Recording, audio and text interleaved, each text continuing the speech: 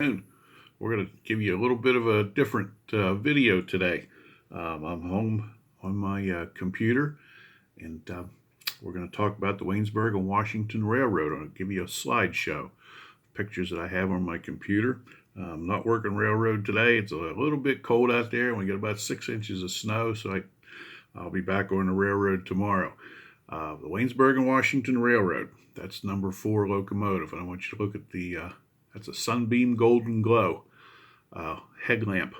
A lot to cover here, so we're going to run through this slideshow. Okay, there's number 4 locomotive restored. It hadn't steamed since 1936. They got it under steam in 1978. I believe that picture was taken in 79. And the last year that it steamed was in 1982. Number 4 is a mogul. That's the second number 4 that Waynesburg and Washington had. It was built in May of 1916 by Alco Cook Works. Has 42-inch drivers, 13 by 20-inch cylinders. It weighs 49,000 pounds. It had the Stevenson valve gear on it, and the boiler pressure was 150 psi's. The tractive force on it was 10,500. That little tender back there holds 3 tons of coal and 1,600 gallons of water. Moguls are 260 configuration. That's in Waynesburg. That's the turntable they had there too. There's a bad day. Bad day for the track crew there. Derailment. That's number 3 locomotive. Waynesburg and Washington Railroad is a very unique railroad. That's 28 miles between Waynesburg and Washington, Pennsylvania. It had 174 curves. It's a narrow gauge, 3-foot gauge.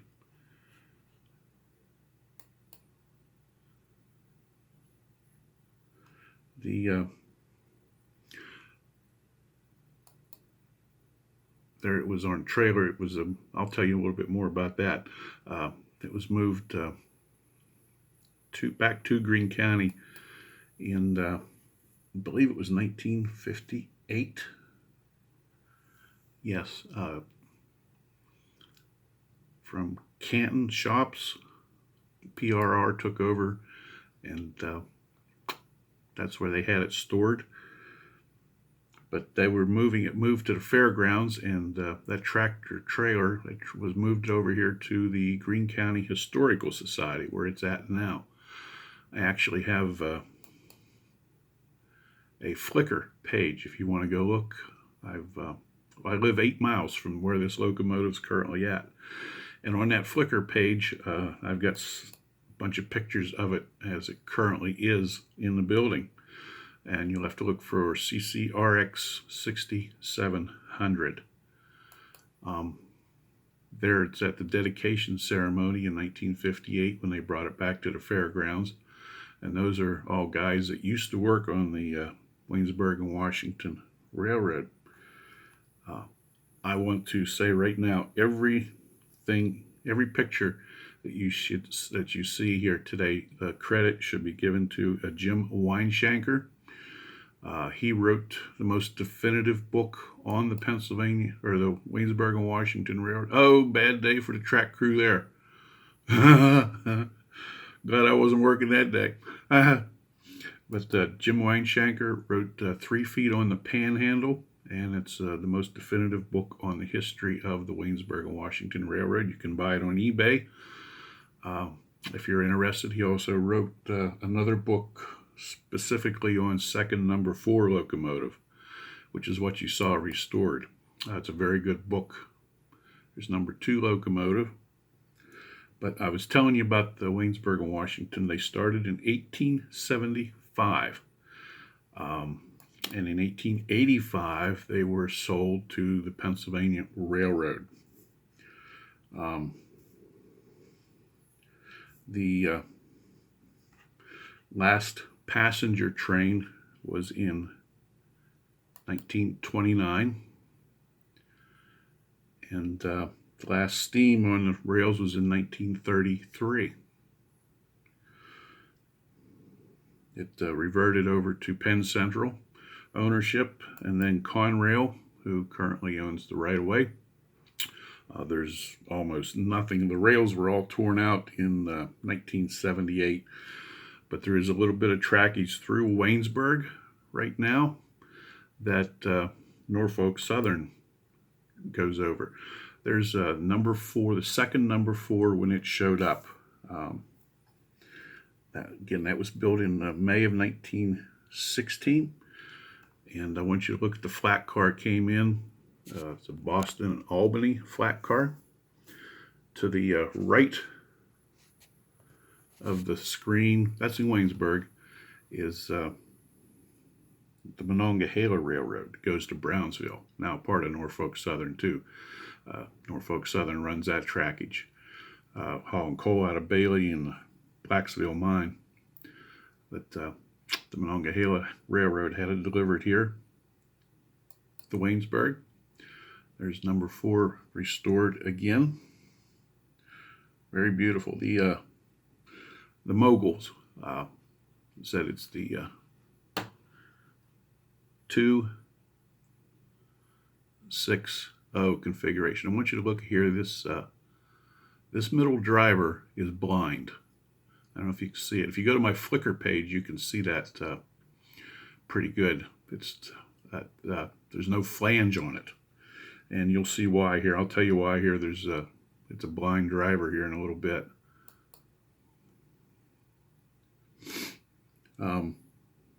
Currently, if you go to the Stroudsburg Railroad camera, they have a mogul that's operating. It was a Canadian National. It's pretty neat. I like to watch that Stroudsburg cam sometimes.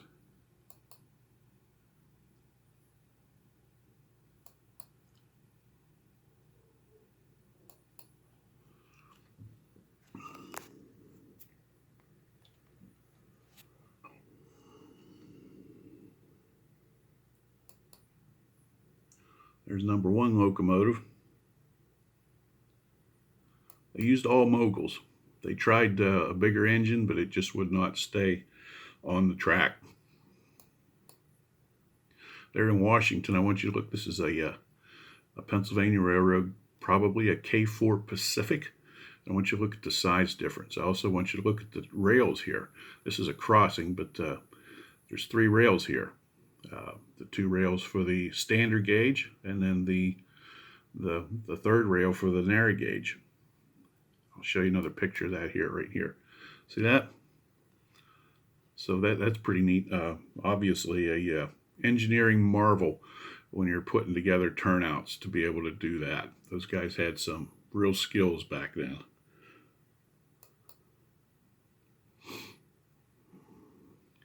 So I love railroad history, and it's after the PRR took over in the trying to think the exact year when they went to the 4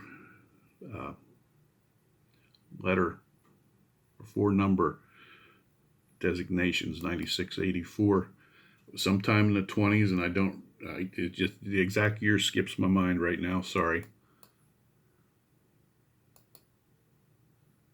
There's a side another K4. Looks like a little toy.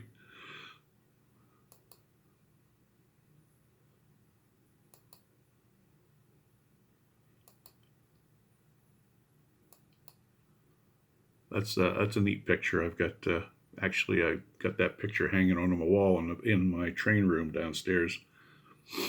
I like that one. There, now this is why we had to have the middle drivers blind. Told you about all the curves they had. This is horseshoe curve. Horseshoe curve in Altoona is about a 9-degree curve. And this curve right here is absolutely wild. It's a 35-degree curve. Now let that sink in for a little bit. 35 degrees. The sharpest curve we have on the Cumberland Railroad is 13 degrees on Main, and we have a 14-degree curve on accepted track. This is 33 degrees. That's the arc on it's 180. It's a convex curve with a radius of 164 feet. It's also on a 2.5% grade. That's just wild. They also had another curve called Sugar Camp Curve. It was a 33 degree. It was a concave curve though.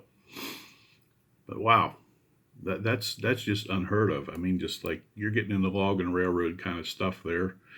But they didn't have the steep grades at the logging railroad. Some of those logging railroads were just nuts, like 9, 10 or more percent grades.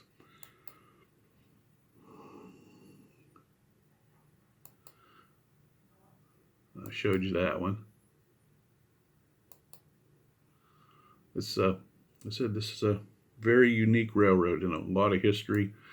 I wish I had hours to talk to you about it. Buy that book by Jim Weinschenker if you're interested, 3 Feet on the Panhandle. It is just a phenomenal book that tells about the history. And there's a lot of guys that are around here that are really into the restoring the stuff, and they're restoring a coach right now. They do have number 4 locomotive in a steel building right now, which is it's out of the weather, and that's great. A lot of dedicated people have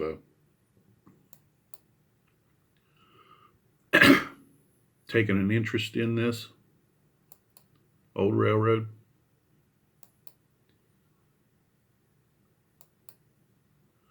There's the builder specs for a number 5 locomotive.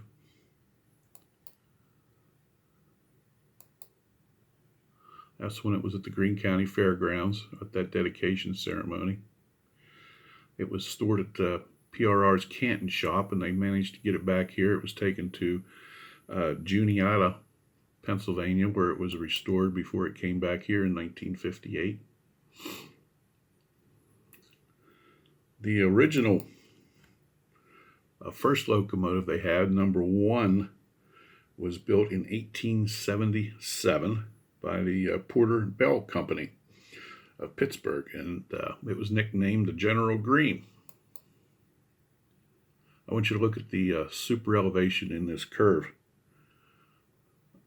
It's it's hard to tell from a picture, but it looks like there's 5 or 6 inches of super elevation in that curve to me, and that's quite a lot. Of course, when you got really sharp degree curves like that, you got to have a lot of super elevation. But railroad thinking has changed a lot in the past years, the past 40 years. I'll talk to you in another video about the super elevation and the curves and how that railroad thinking has changed over the years.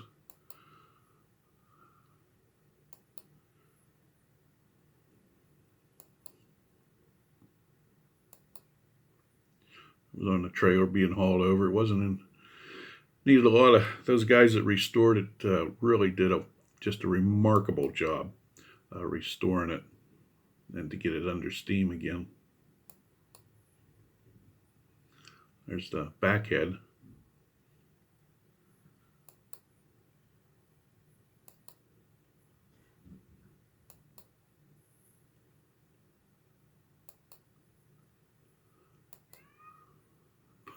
The old track gang.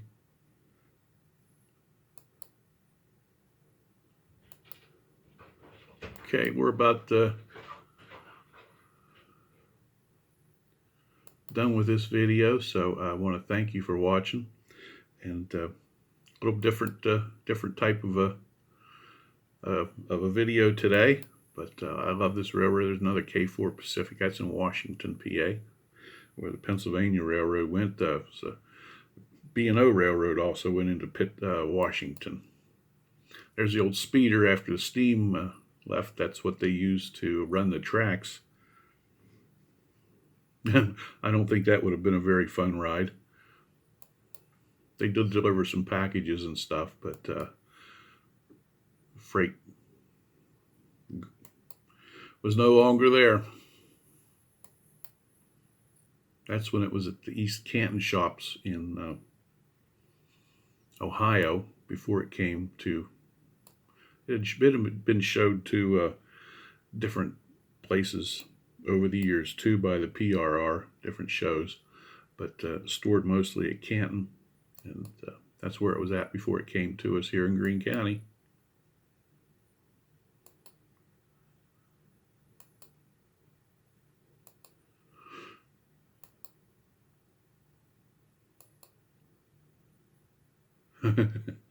I love those kind of pictures.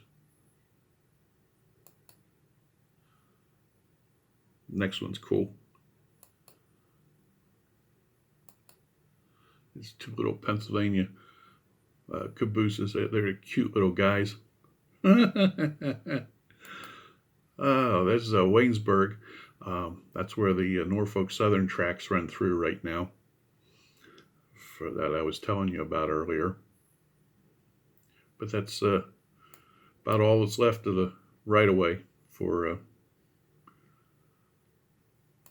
the old Waynesburg and Washington Railroad.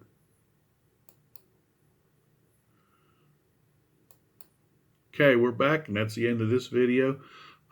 Thank you for watching. I hope you enjoyed it, and I'm going to ask you, if you did enjoy it, if you'd click that like icon down there, and I hope you'll come back and watch some more. We'll be making a lot more videos this year. I've got a lot planned on different stuff, and I want to thank you again. I really appreciate you guys. Have a great day, and we're out. Happy rails to you until we meet again.